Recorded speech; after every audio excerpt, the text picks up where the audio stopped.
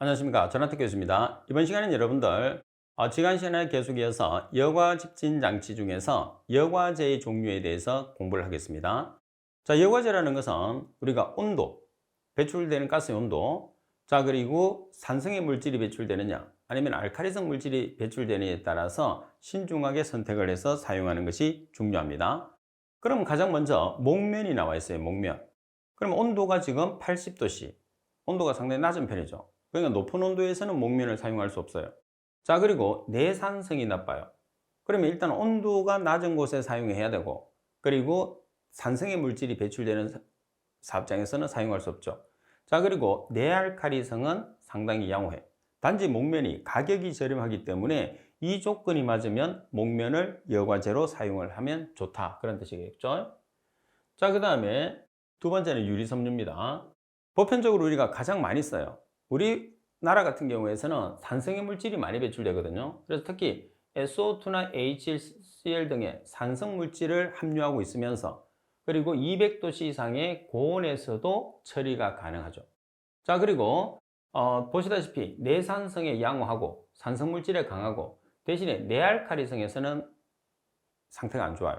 그런데 알칼리성 물질이 배출될 일이 거의 없거든요. 그래서 일반적으로 가장 많이 사용하는 게 유리섬유다. 따라서 여러분들 시험에서도 유리섬유 또는 글라스 피버가 시험에 잘 나올 수밖에 없어요. 그럼 종류별로 보면 일단 산성에 강한 재질, 그리고 알칼리성에 강한 재질, 산성과 알칼리성에 강한 재질로 나눠놨는데, 이 내용은 굳이 암기할 필요는 없고 여러분들이 참고를 보시면 돼요. 산성에 강한 재질을 보면 글라스 피버, 유리섬유, 그 다음에 테트론, 오론이 있어요.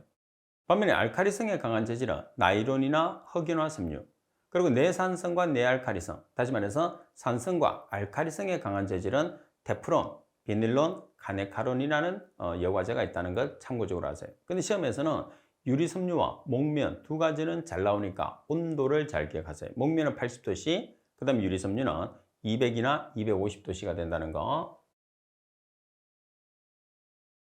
자, 54번 문제를 한번 보도록 하겠습니다. 다음 여과제 재질 중에서 내산성 및 내알칼리성이 모두 양호한 것은 어느 것인가? 자, 갑은 비닐론, 나번은 사란, 다번에 테트론, 라번에 나일론. 여기에서는 지금 산성과 알칼리성 두 가지의 모두 강한 재질을 찾아야 되니까 비닐론이 정답이 됩니다. 자, 그리고 7번에 해당하는 내용에 보시게 되면 청소라는 것은 여과포에 있는, 우리가 여과포에 포집된 먼지를 떨어내는 것을 청소라고 합니다. 직물 여과기라는 필터입니다. 여과 직물을 청소하는 방법, 다시 말해서 청소를 한다는 것은 여과포를 탈진한다는 그런 뜻이에요. 그러면 가장 대표적인 게 뭐냐면 진동을 이용해서 떨어내는 방법이에요. 그 다음에 기류를 이용해서, 바람을 이용해서 떨어내는 방법. 그래서 두 가지를 주로 많이 쓰는데, 그러면 진동형, 역기류형, 그리고 펄스 제체형, 이 세 가지가 있어요. 우리가 청소하는 방법은. 그러면 진동형이라는 것은 주로 뭐를 이용하느냐면 사람이 진동을 시키는 게 아니고 기계가 진동을 일으켜서 처리한다고 그래서 기계적 진동이라는 말을 써요. 그 다음에 역기류형이라는 것은 공기를 이용한다고 그랬죠. 공기 역류. 그리고 펄스 제트형이라는 것은 충격 제트 기류 분사형이라고도 해요. 자, 이 내용도 여러분들 시험에서 자주 나오는 내용이에요. 자, 문제 보면 다음 중에서 직물 여과기에 여과 직물을 청소하는 방법으로 틀린 것은, 자, 일단은 여러분들 진동을 이용을 해서 처리하는 방법이 있어요. 그죠? 그 다음에 기류를 이용을 합니다. 그리고 제트형을 이용하죠. 그래서 가번이 정답. 이런 내용들은 문제를 한번 보면 알 수 있습니다. 자, 그리고 8번을 보시게 되면, 자, 여과 집신 장치 설계 시에 고려할 사항이 있어요. 자, 먼저 여과 주머니, 여과 주머니가 백필터, 필터라고 하는 거예요.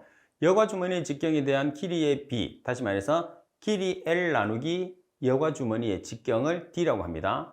자, L 나누기 D가 너무 크면, 너무 크다는 것은 직경에 비해서 길이가 너무 크다는 소리입니다. 그렇게 하면 주머니끼리 마찰할 위험이 있고 먼지 제거가 곤란하므로 통상적인 가장 중요한 길이와 직경의 비는 20 이하가 좋다고 그랬어요. 그래서 자, 여기서 L이라는 것은 길이, 그리고 D라는 것은 직경. 그러면 그림상으로 그리게 되면 이렇게 그릴 수 있어요. 자, 이렇게 그릴 수 있는데 지금 이게 뭐냐면 D라는 직경. 그 다음에 여기를 L이라는 길이로 표시할 수 있죠.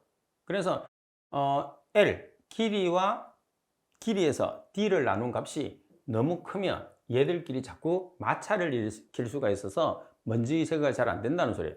그래서 길이에서 D를 나눈 값이 얼마 이하가 좋으냐 하면 20 이하가 적정하다. 그래서 20 이하는 꼭 기억을 해놔야 됩니다. 그 다음에 제거된 먼지의 자동 연속식 작동 방식은 소재라는 것은 탈진을 위해서 주기적인 가동 중단이 요구되지 않거나 불가능할 경우 주로 채택을 한다는 거. 그래서 자동 연속 방법이라는 것은 탈진과 제거를 동시에 이루어지는 거예요. 그 다음에 여포는 가스 온도가 가급적 250도씨를 넘지 않도록 주의해야 되고, 특히 고온가스의 냉각 시에는 산노점 이상으로 유지해야 된다고 그랬어요. 따라서 250도씨를 넘지 않도록 해야 되니까 거의 최대 온도가 250도씨. 그 조건에 맞춰서 사용할 수 있는 것은 유리섬유.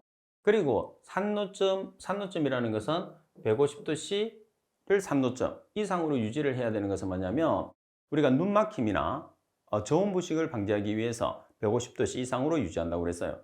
그러면 150대 이하가 되면 어떤 문제점이 생긴다는 거죠? 눈막힘이 생기고 그 다음에 저온 부식이 발생한다는 문제점을 가지게 된다. 이렇게 우리가 볼 수 있는 거죠. 자, 그러면 56번 문제를 보도록 하겠습니다.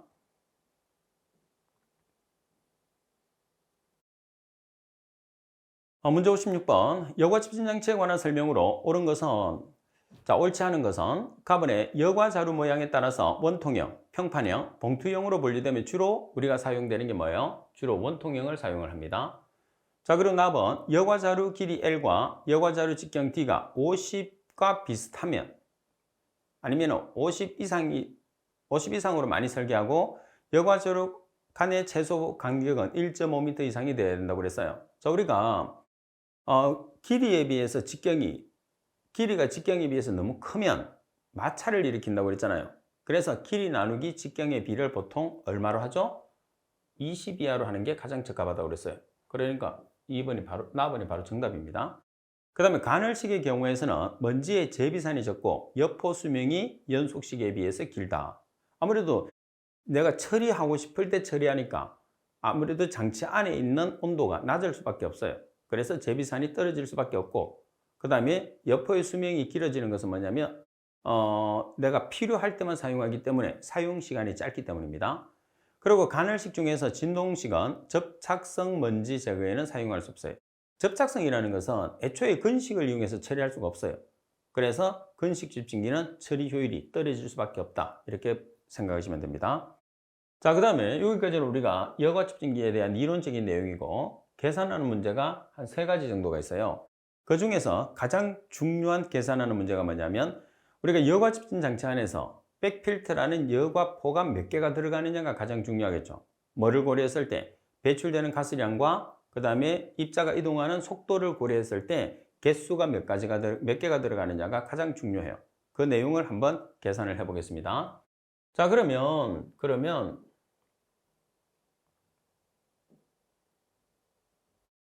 자, 먼저 우리가 여과 백이라는 것을 한번 보시면,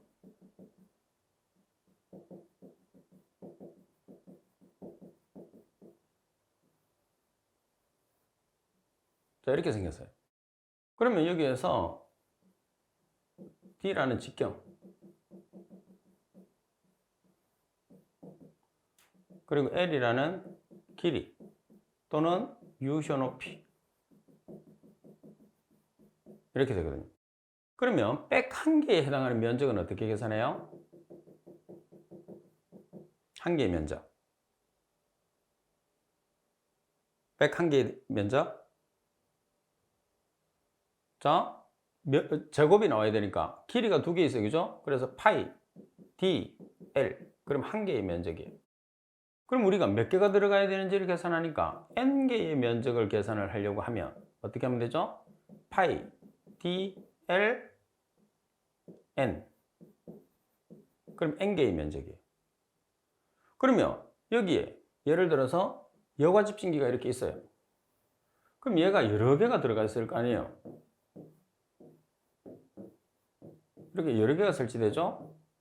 그래서 가스가 들어가고 이렇게 이동하는 속도가 VF. 그 다음에 여기 출구. 이렇게 빠져나갈 거잖아요. 그러면 속도가 있고 유량이 있으면 우리가 식을 어떻게 세울 수 있느냐면 유량 Q는 면적 곱하기 이동하는 속도 이렇게 세울 수 있거든요. 자, 따라서 A 대신에 파이 dl n개 곱하기 VF 이런 식으로. 그럼 우리가 계산하고자 하는 백의 개수 따라서 n개는 식을 정리하면 Q 나누기 파이 dl VF로 정리할 수 있는 거죠. 자, 그리고 여기서 단위를 보시면 자, Q가 세크다. 그리고 VF가 세크다. 그러면 시간 단위를 보정 안 해도 돼요. 항상 여러분들이 여기서 조심할 것은 Q의 시간 단위와 속도의 시간 단위를 일치를 시켜줘야 된다는 게 가장 핵심이에요. 그리고 또 한 개, 개수라는 것은 소수점 처리해서 소수점을 처리하지 않아요. 그래서 무조건 여러분들은 소수 첫째 자리에서 어떻게 해주느냐 하면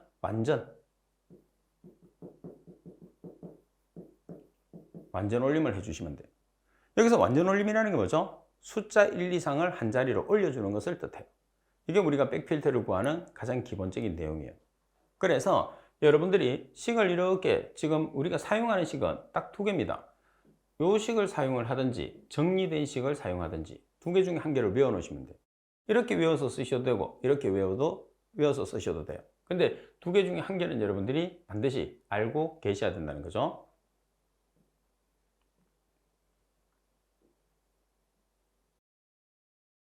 자, 그러면 내용에서 지금 이렇게 식을 정리했는데 여러분들이 이렇게 기억을 하든지 이 식을 정리한 식을 기억을 하든지 두 개 중에 한 개를 기억하는데 Q와 VF의 시간 단위를 일치시켜야 되고, 그죠? 그 다음에 소수점 첫째 자리에서 완전 올림을 해서 소수점 자리를 처리하지 않는다는 게 가장 큰 포인트입니다.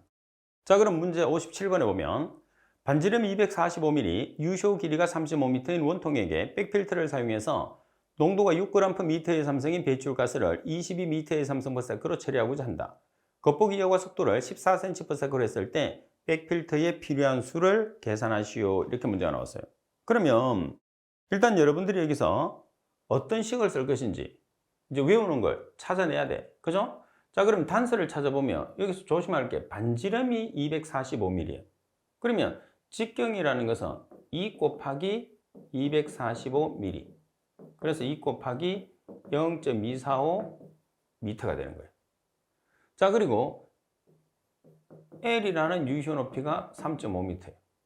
그리고 지금 6g/m의 삼성은 농도인데 농도는 필요 없어요.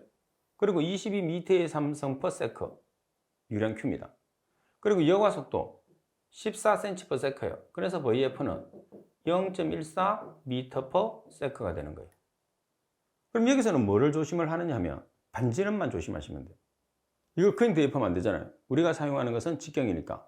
그래서 대입을 해보시면 자, Q 자리에 22m의 삼성 per sec, 파이는 계산기에 있으니까 그대로 대입합니다. 그리고 D는 반지름이니까 2를 곱해. 그래서 2 곱하기 0.245m. 그리고 L은 3.5m. 속도는 0.14m/s. 그래서 소수 첫째 자리에서 여러분들이 완전 올림을 하게 되면 몇 개가 되느냐면 30개가 되는 거예요. 아시겠죠? 그래서 이런 내용들은 여러분들이 정확하게 개념만 한번 정리를 해 두시면 거의 틀릴 일이 없어요. 그래서 쉽게 맞출 수 있는 반면에 개념 자체를 정확하게 여러분들이 이해를 못 하시게 되면 실제로 맞추기가 쉽지 않아요. 그러니까 쉽지 않다는 소리는 틀린다는 소리잖아요. 그래서 반드시 숙지를 해야 되고 특히 실기까지 나오기 때문에 조심해야 되는데 무턱대고 공식만 외우게 되면 여기서 반지름으로 준 값을 찾아낼 수가 없어요. 그래서 공식을 암기하는 사람들은 반드시 공식에 해당하는 각각의 용어들이 의미하는 것을 정확하게 숙지하고 문제를 풀어야 됩니다. 자, 그리고 두 번째는 탈락 시간이에요. 자, 우리가 탈락 시간 제거 시간이라는 것은 여과제 안에 모여 있는 먼지를, 포집된 먼지를 제거시키는, 다시 말해서 탈락 시간이라는 것은 청소 시간이다. 이렇게 여러분들이 생각을 해주시면 됩니다. 자, 식을 보시면 LD는 CI-C0 곱하기 VF 곱하기 T라고 하는데 여기서 LD라는 것은 먼지 부하입니다. 그리고 CI라는 것은 입구 농도, C0는 출구 농도, 그리고 VF는 겉보기 여과 속도, 다시 말해서 먼지가 이동하는 속도를 겉보기 여과 속도라고 해요. 그럼 여기서 조심할 게 하나 있어요. 뭐냐면 CI-C0가 있거든요. 이 값은 뭐와 동일하냐면 CI 곱하기 효율하고 똑같아요. 지금 CI-C0라는 것은 제거된 값이잖아요. 그죠? 제거된 값이기 때문에 CI-C0는 CI 곱하기 효율일 수도 있고, 자, 그 다음에 100% 제거됐다고 하면 100% 제거된 경우는 CI로도 표기할 수 있어요. 100% 제거했다고. 그래서 보편적으로 여러분들 시험에서 많이 주는 경우에서는 100% 제거된 경우를 이야기를 해요. 그러면은 C0가 없어요. 그래서 CI가 있고 효율이 있으면 CI의 효율을 곱하면 되고, CI하고 C0가 있으면 그거 빼주면 되고, CI만 있으면 CI만 사용하시면 돼요. 여러분들이 식을 사용했을 때. 그래서 이 값이 그만큼 여러분들한테는 중요한 거죠. 그래서 보통 이제 식을 표현을 했을 때는 LD는 CI 곱하기 VF 곱하기 T 이렇게 표기하거든요. 이렇게 표기해서 이 CI라는 것은 농도가 입구와 출구가 같이 주어지게 되면 입구 농도 출구 차, 그리고 입구와 제거 효율이 주어지게 되면 입구 곱하기 효율, 이런 식으로 우리가 표기를 하게 되는 거예요. 자, 문제 58번에 보면 백필터의 먼지 부하가 420g/제곱미터에 달할 때 탈락시키고자 한다. 탈락 시간 간격은 단백 필터의 유입가스의 함진 농도는 10g/m의 삼성, 여과 속도는 7200cm/s이다 그랬어요. 그러면 자, 식 자체를 먼지 부하 LD는 CI 곱하기 VF 곱하기 T. 그럼 여기에서 먼저 여러분들 420g/제곱미터라는 게 먼지 부하 LD거든요. 자, 그리고 문제 조건에 보시게 되면 입구 농도밖에 없어요. CI밖에 없거든요. CI밖에 없다는 소리는 100% 제거됐다는 뜻입니다. 자, 그리고 VF라는 값이 뭐예요? 7200cm/h예요. 그러면 이 단위를 여러분들이 보정할 때 우리가 사용하는 단위가 지금 여기 보시다시피 어떤 단위로 쓰느냐 하면 분으로 나타내잖아요. 그럼 얘를 미터 퍼 미니처럼 우리가 바꿔야 돼. 그러면 한번 바꿔보겠습니다. 여러분들하고 처음이니까 단위를 미터 퍼 미니처하고 바꿀 때 기본적으로 7200cm/h다. 이렇게 적어 놓는 거예요. 분자 분모를 같이 표기하는 겁니다. 자, 그럼 여기에서 센티미터를 미터로 고쳐야 돼. 그럼 센티미터가 대각선으로 가고 미터가 위로 가야 되겠죠? 그럼 큰 값이 1이에요. 무조건. 1미터는 몇 센치? 10의 2승 센치. 그래서 센티미터를 없애면 돼요. 자, 그래서 미터가 나왔고, 그리고 아워를 바꿔요. 그럼 이렇게 해서 아워를 위에 놓고 우리가 고치는 게 뭐예요? 세크를 밑에 넣어요. 그럼 큰 값이 1이니까 1시간은 몇 초? 3600초. 그래서 아워를 없애면 되죠.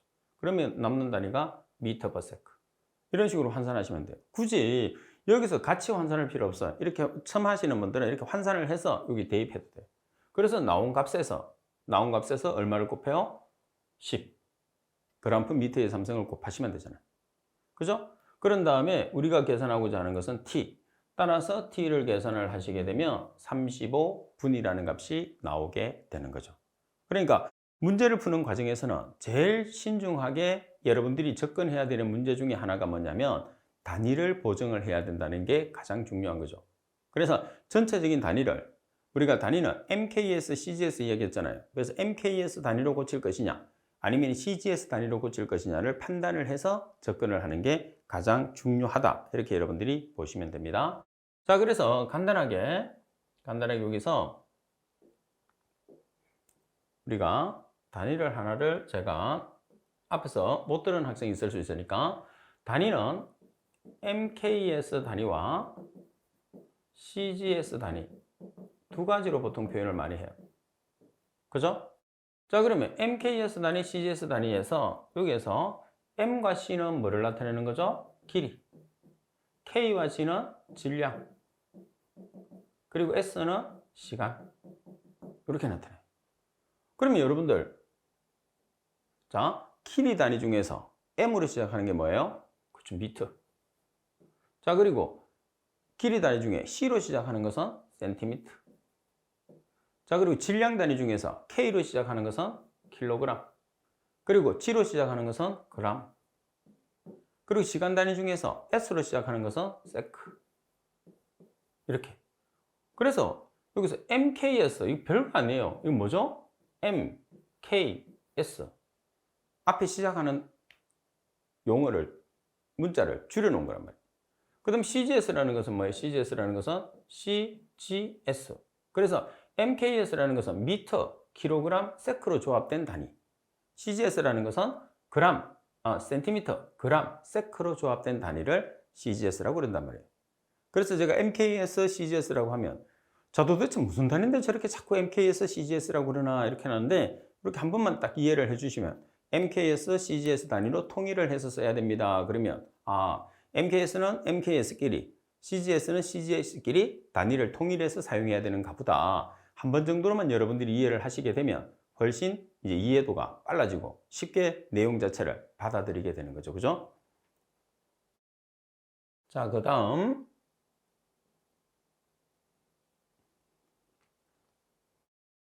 자, 그 다음 여러분들 다음 편에 보시면 자, 전기집진기입니다. 자, 우리가 전기집진기라고 하면 말 그대로 우리가 장치 중에서는 가장 비싸요. 그리고 면적이 상당히 넓게 차져요. 그래서 초기 시설비는 고가이나 가장 유지관리비가 적게 드는 장치 중에 하나입니다. 그래서 기본적으로 우리가 전기집진기라는 것은 어떻게 우리가 처리를 하느냐 하면 자, 이렇게 장치가 있어요. 장치가 있으면 안에 이렇게 판들이 여러 개 들어가 있어요. 이게 집진판입니다. 따라서 맨 바깥에 있는 것은 단면이에요. 그리고 중간에 들어가 있는 것은 양면이에요. 이렇게 처리되거든요. 그래서 중간에 그래 많이 처리하죠. 그 다음에 집진극을 전부 다 플러스로 만들어 놨어요. 그리고 여기에 뭐가 들어오죠? 입자가 들어와요. 그럼 이 입자가 전부 다 마이너스가 되면 좋겠지만 마이너스가 아닌 것도 있고 플러스가 있는 것도 있고 주로 플러스는 없지만 플러스도 있고 마이너스도 있고 전화가 없는 것도 있어요. 그럼 유입할 때 전부 다 일괄적으로 마이너스로 부착을 마이너스로 만들어야지 이게 쉽게 들어오겠죠. 그래서 집진극과 집진극 사이에는 뭐가 들었느냐면 방전극이라는 것을 설치해요. 그래서 이 방전극에서 코로나 방전을 시켜요. 여러분 배터리 방전됐다는 거하고 똑같아요. 그래서 휴대폰 너무 오랫동안 가까이 사용하면 전자파 때문에 좋잖아요. 그게 방전되는 거거든요. 그래서 코로나 방전을 이용해서 방전을 시켜. 그러면 이렇게 여기로 들어오는 입자들이 방전이 되어 이렇게. 그럼 전부 다 뭐가 되느냐 하면 입자 자체가 마이너스로 다 바뀌어요. 그래서 쭉 들어오면서 여기에 입자가 달라붙는 거예요.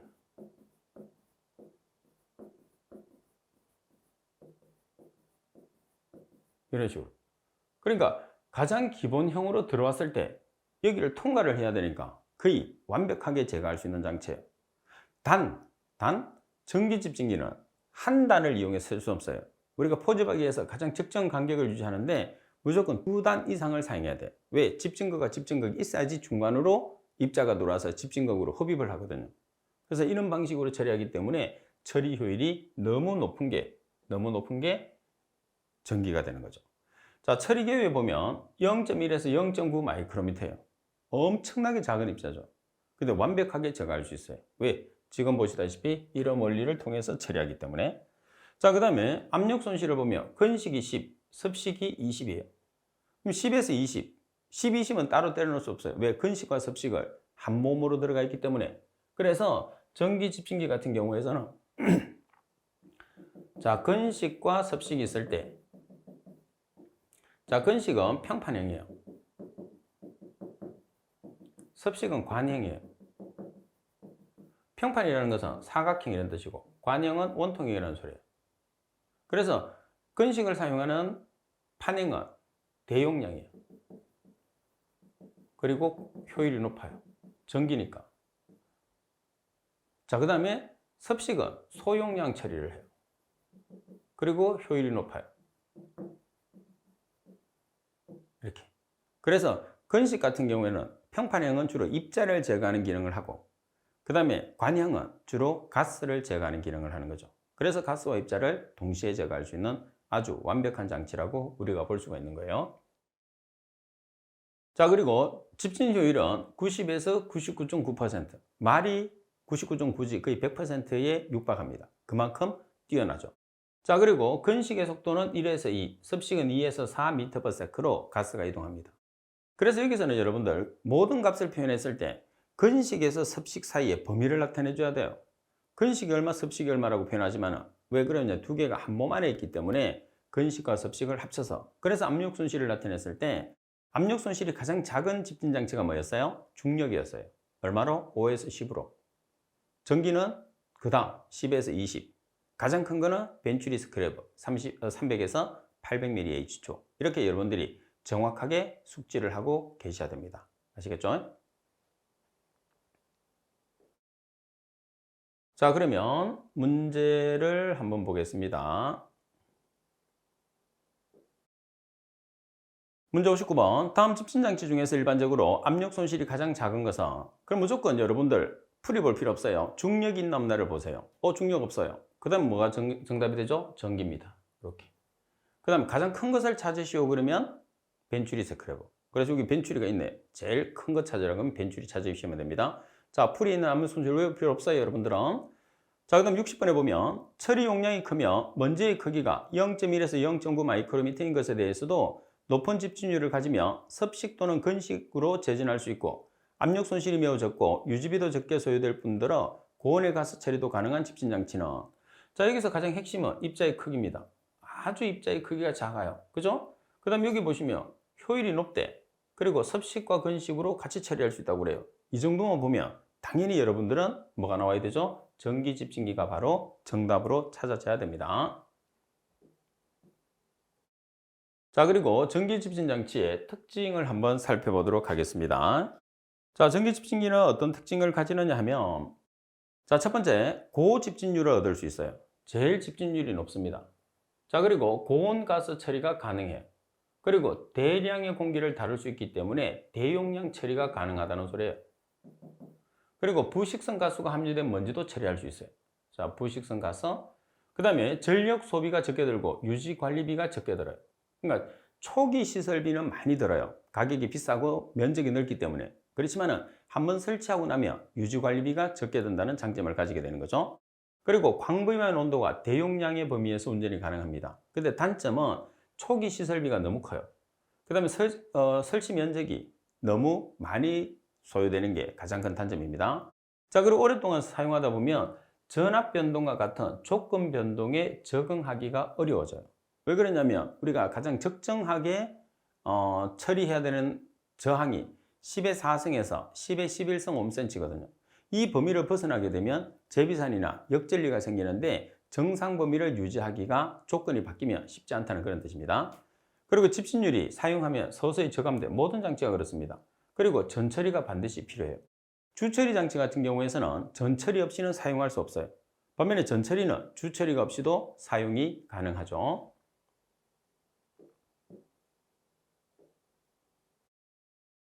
자, 그리고 여러분들 문제를 보시게 되면 문제 61번. 전기 집진 장치의 특성으로서 가장 거리가 먼 것을 찾으시오 그랬어요. 소요 설치 면적이 적고 전처리 시설이 불필요하다. 자, 소요되는 설치 면적이 크고 전처리가 반드시 필요합니다. 주어진 조건에 따라서 부하 변동 적응이 곤란합니다. 450도 이상 전후에 고온가스 처리가 가능하고 압력 손실이 적어서 송풍기의 동력비가 적게 소요되죠. 그래서 가번이 정답. 자, 그리고 세 번째 보시게 되면 전기 집진 장치 내에서 입자 집진에 작용하는 전기력이에요. 입자 집진에서 어떤 힘이 작용하느냐는 거죠. 자, 먼저 대전 입자 하전에 의한 쿨록력, 그리고 전개 강도의 힘, 전기풍에 의한 힘, 입자 간의 협입력. 이 네 가지는 여러분들 시험에서 아주 자주 나오기 때문에 꼭 기억을 해야 됩니다. 자, 네 가지 전기력은 대전 입자의 하전에 의한 쿨록력, 전개 강도의 힘, 전기풍에 의한 힘, 입자 간의 협입력에 의해서 입자가 포집이 되는 거예요. 자, 그럼 팁에 보시면 전기 집진기에서 집진 순서는 1단계에서는 가스를 이온화를 시켜요. 그 다음에 전하를, 마이너스 전하를 부여합니다. 그러면 플러스 집진극으로 이동을 하겠죠? 그래서 붙은 입자를 타격, 떨어뜨려서 제거를 하는 순서로 4가지 단계로 나타내게 됩니다. 자, 그러면 문제 62번을 보겠습니다. 다음 중에서 전기 집진 장치에서 입자가 작용하는 전기력의 종류에 해당하지 않는 것은 대전 입자의 하진에 의한 쿨롱력, 전개 강도에 의한 힘, 브라운 운동에 의한 확산력, 전기풍에 의한 힘. 자, 여기서 관계없는 것은 뭐죠? 답은 브라운 운동에 의한 확산력은 미세한 입자들이 응집하는 거죠. 응집에 필요한 거고 전기 집진기의 힘하고는 관계가 없어요. 그래서 답은이 정답이 됩니다. 자, 여러분들 항상 제가 말씀드리는 내용이지만은 한 번 정도 수업을 듣고는 여러분들 한 번 수업 듣고 그 다음에 책 한번 보고 이걸로는 이제 완벽하게 공부되는 파트도 있겠지만 그렇지 않은 파트가 더 많아요. 그래서 전체적인 내용을 계속 정리한다는 생각으로 제일 좋은 공부 방법, 다시 말해서 합격 비법이 뭐라고 그랬어요? 반복학습입니다. 그래서 오늘 보고 또 며칠 있다가 반복적으로 보고, 그러니까 오늘 했던 내용은 오늘 복습하고 그리고 앞에서 배웠던 내용 복습하고, 그래서 이 과정을 여러분들이 계속적으로 반복을 하는 게 합격의 지름길이라는 거 꼭 기억하세요. 자, 오늘 수업은 이것으로 마치도록 하겠습니다. 수고하셨습니다.